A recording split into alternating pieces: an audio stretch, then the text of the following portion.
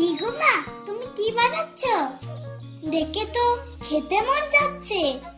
ও, তুই বুঝি পড়াশোনার দিকে মন না দিয়ে এই দিকেই মন দিয়ে আছিস? ও মা, বলো না কি বানাচ্ছ আমার জন্য? আমি সবার জন্য নারকেল দিয়ে মুড়ি মাখা করছি। এদিকে আয়, খেয়ে নে, তারপর আবার পড়তে বসবি।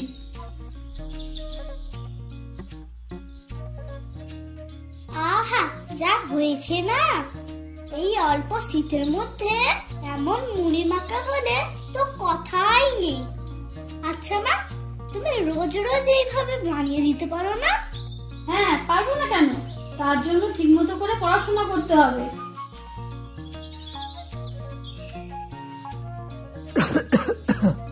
কি গো, এই শেষ ঠান্ডায় তোমার তো দেখছি সর্দি কাশি হয়ে গেল।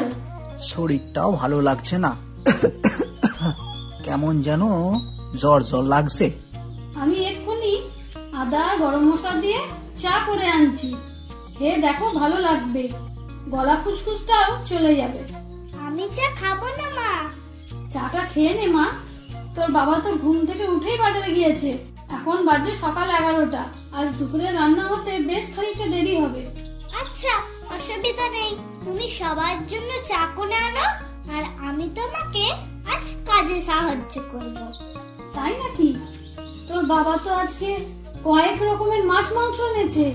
তুই কি পারিস এসব কাটতে বাছতে? তুমি শিখিয়ে দিলে আমি সব পারবো মা। তুমি তো আমার ভালো মা।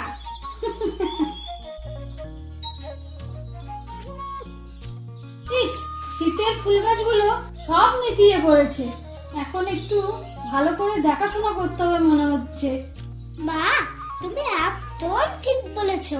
এই শীতটা কমে যেতে কিরকম গাছের পাতা ঝরে যাচ্ছে দেখো, আর ফুলগুলো কেমন ঝিমিয়ে গেছে। হ্যাঁ, এখন আমাদের উচিত গরমে ফুল গাছ লাগানো।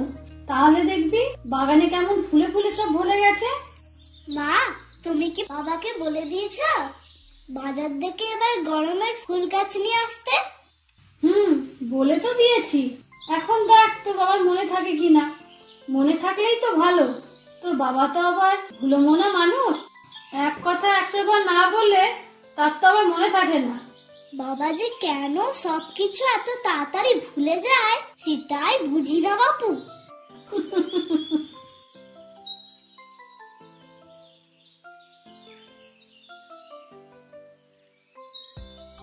বাবা মা, তোমরা খবর না দিয়ে চলে এলে, কেমন আছো? ভালো আছিস রে মা? অনেকদিন ধরেই তোর বাবা তোকে দেখতে চাইছিল, তাই আজ কোনো খবর না দিয়ে হুট করে চলে আসলাম। তা খুব ভালো করেছো মা। বাবা, তুমি কেমন আছো? শরীরটা এখন ভালো আছে তো তোমার? হ্যাঁ মা, তোকে এতদিন পর দেখে আমার ভালো লাগছে। তা জামাই বাবাজি কোথায়? ঘরে নেই বুঝি? দাদু, বাবা তো বাজার করে রেখে কাজে বেরিয়ে গেছে। চলে আসবে তাড়াতাড়ি। তোমরা সবাই ঘরে এসো। এই যে মালামা, মিষ্টির হাঁড়িটা ধর। তোর খুব পছন্দের একটা মিষ্টি এনেছি। ছোটকালে কতই না বায়না করতিস এই মিষ্টি খেতে। এসো বাবা, ঘরে চলো।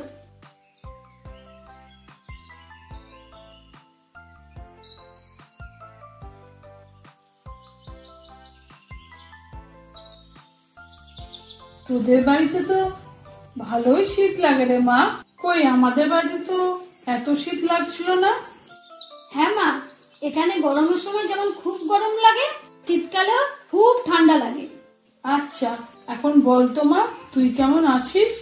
এই তো মা, নিজের ঘরকন্যা সামলে ভালোই আছি, সুখেই তো আছি। কেন, তুমি কি দেখে কিছুই বুঝতে পারছো না মা? তা তো বুঝতেই পারছি। বাবার বাড়িতে থাকতে তো কখনো এইসব কাজ করিসনি, আর জোর করে কেউ তোকে তো শেখাতেই পারেনি। আর এখন তো সুন্দর সুন্দর কাজ কিভাবে করিস। মানুষ ঠেলায় পড়লে এমনি সব কাজ করতে শিখে যায় মা। কাউকে আর হাতে ধরে শেখাতে হয় না। সত্যি করে বলতো মা, জামাই কি তোকে দিয়ে এসব জোর করে করায় নাকি? কই দেখে তো জামাইকে এমন মনে হয় না। আরে মা, আমি তোমাকে বলেছি নাকি আমাকে দিয়ে এইসব কাজ করায়? আমি তো এইসব কাজ নিজে নিজেই করি। আর মেয়ে তো এখন খুব ছোট, আর একটু বড় হলে স্কুলে দিতে হবে। তখন তো আবার আমার নতুন কাজ শুরু হয়ে যাবে। রোজ রোজ স্কুলে নিয়ে যাও, আবার নিয়ে এসো, আর সেই সময় ইচ্ছা করলেই তো আর সময় বার করতে পারবো না। ওকে নিয়েই সবসময় ব্যস্ত থাকতে হবে। বুঝতে পেরেছি রে মা, তোর এই সুখী সুখী মুখখানা, শান্তি ভরা ঘরকন্যা দেখে মন প্রাণ একদম জুড়িয়ে যাচ্ছে আমার। আমি তোর জন্য অনেক অনেক আশীর্বাদ করি, সারা জীবন যেন এমন ভালোভাবেই থাকতে পারিস। আমিও সেটাই চাই মা, কারণ এই সংসারটা আমার খুব শখের। নিজের মনের মতো করে আদর যত্ন ভালোবাসা দিয়ে আমি সব সময় ভরিয়ে রাখতে চাই, আর সবার মন জুগিয়ে চলতে চাই। তাই যেন হয়।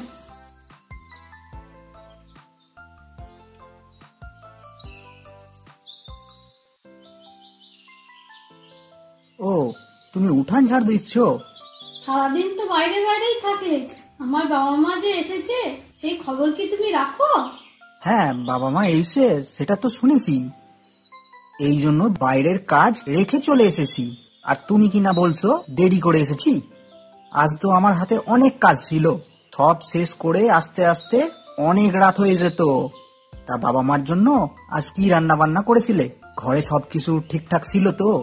হ্যাঁ হ্যাঁ, ঘরে তো সবকিছুই ছিল। তুমি তো বাজার সকালেই করে দিয়ে গেছো, তাই তেমন অসুবিধা হয়নি। যাক, খুব ভালো হয়েছে।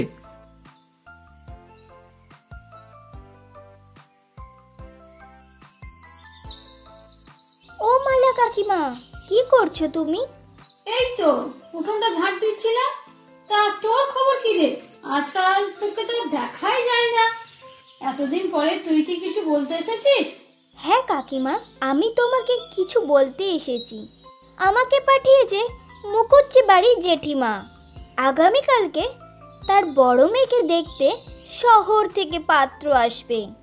তারা জিজ্ঞাসা করেছে তুমি কাল সকালে তাদের বাড়ি গিয়ে তার মেয়েকে সাজিয়ে দিতে পারবে কিনা। তুমি হলে এই গায়ের সব থেকে সুন্দরী ও পরিপাটি বউ, তাই তারা চায় তাদের মেয়েকে তুমি সুন্দর করে পরিপাটি করে সাজিয়ে দাও। কি বলিস রে শেফালি? আমি কি সুন্দর করে সাজাতে পারবো নাকি রে? কখনো তো এই কাজটা করিনি আমি। তাদের মেয়েকে দেখতে শহর থেকে পাত্রপক্ষ আসবে, তারপরে যদি আবার পছন্দ না হয় তখন সবাই মিলে তো আমাকেই দোষারোপ করবে। তখন কি হবে? কখনো এই কাজটা তুমি করনি, তাতে কি হয়েছে? একবার করে দেখো না, আমার খুব বিশ্বাস আছে তুমি ভালোই পারবে। আর মুখার্জি বাড়ির মানুষগুলোর মনও অনেক বড়, তারা কখনো কোনো কারণেই তোমাকে দোষারোপ করবে না। আমি তোমাকে অভয় দিচ্ছি, তুমি যেতে পারো। হ্যাঁ কাকিমা, তুমি পারবে, দেখে নিও। কাল সকালে আমি ঠিক 9টার সময় তোমাকে নিতে আসবো, তারপর তোমাকে নিয়ে মুকুজ্জি বাড়ি যাব, ঠিক আছে? আচ্ছা ঠিক আছে, তাহলে তুই আমাকে নিয়ে যাস, আমি সময় মতো প্রস্তুত হয়ে থাকবো।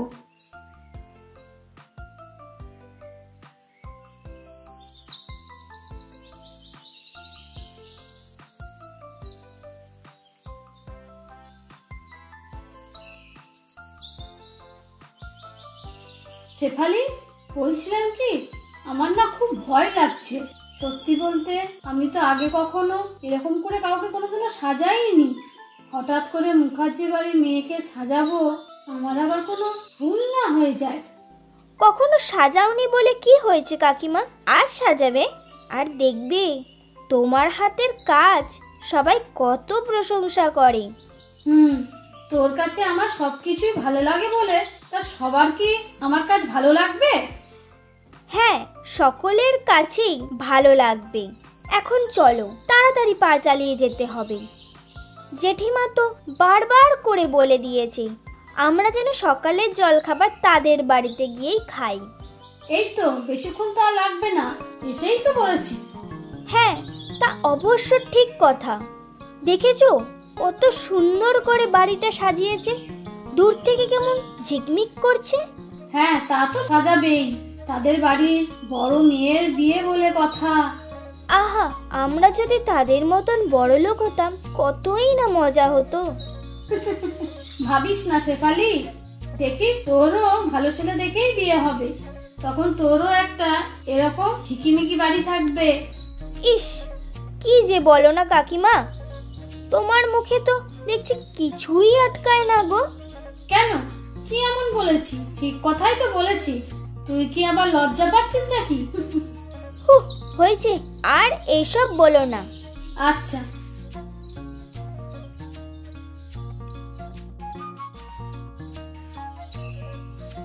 শেফালি, তোকে কিছু দেবো নাকি? এমন শুকনো শুকনো ভাত খাচ্ছিস কেন? না গো কাকিমা, আমার আর কিচ্ছু লাগবে না। তোমার হাতের রান্না তো সব সময় খুব স্বাদের হয়। আর দেখো না, আমি তো মজা পেয়ে অন্য দিনের থেকে অনেক বেশি খেয়ে ফেলেছি। এখন যদি আরও খেয়ে ফেলি তাহলে তো আর নড়াচড়াই করতে পারবো না গো। আচ্ছা মালা, তোমার শাড়ির আঁচলে সব সময় বাড়ির চাবি তো বাঁধা থাকে, কই এখন তো দেখতে পাচ্ছি না। আরে, তুমি তো ঠিক কথাই বলেছো। আমার চাবির খোসাটা কোথায় গেল? কাকিমা, আজ সকালে আমরা যখন মুখুজ্জি জেঠিমার বাড়িতে গিয়েছিলাম তখন যাবার পথে রাস্তায় কোথাও পড়ে যায়নি তো? হায় হায়, তাই তো। এখন কি হবে? ছি ছি, আমার খুব লজ্জা করছে। আমি বিয়ে হওয়ার পর থেকে কোনোদিনও এক মুহূর্তের জন্য চাবিখানা আলাদা করে কোথাও রাখিনি। আর আজকে কিভাবে আমি চাবির বোঝা হারিয়ে ফেললাম? থাক থাক, অস্থির হয়ে না, আমি রাস্তায় খুঁজে দেখবো ক্ষণ। এই নাও মা, আমি তো চাবিখানা নিয়ে খেলতে গেছিলাম। আর কখনো আমাকে না বলে এরকম কাজ করিস না মা। আচ্ছা মা, আমি বুঝতে পারিনি, আমার ভুল হয়ে গেছে। নে, খেতে বস। যাক কাকিমা, অবশেষে তোমার চাবিখানা তুমি খুঁজে পেলে। চাবি হারিয়ে যাবার কথা শুনে তুমি যে মন খারাপ করেছিলে সেটা দেখে আমারও খুব খারাপ লাগছিল। সত্যি বলতে কি জানো, আমার মালা এই সংসারটাকে খুব ভালোবাসে। তার জন্যই হয়তো চাবির গোছা হারিয়ে যাওয়ায় মন এতটা খারাপ করেছে। আমাদের কাকিমা একদম 100 থেকে 100। মুখুজ্জি বাড়ির সবাই কাকিমার অনেক অনেক প্রশংসা করেছে আজ। জেঠিমার বড় মেয়েকে কাকিমা খুব সুন্দর করে সাজিয়েছে। আর ছেলে পক্ষ তো খুব পছন্দ করেছে তাদের মেয়েকে। এমন লক্ষ্মী একটা কাকিমাকে আমাদের গায়ের বউ হিসেবে পেয়ে আমরা সত্যিই অনেক ভাগ্যবতী। তোরা সবাই খুব ভালো। আর আমি চাই আমার নিজের সংসারের পাশাপাশি গায়ের প্রতিটা লোকই আপন হয়ে থাকুক। হ্যাঁ কাকিমা, তুমি তো আমাদের সবার খুব আপন। আমরা সবাই তোমাকে অনেক ভালোবাসি।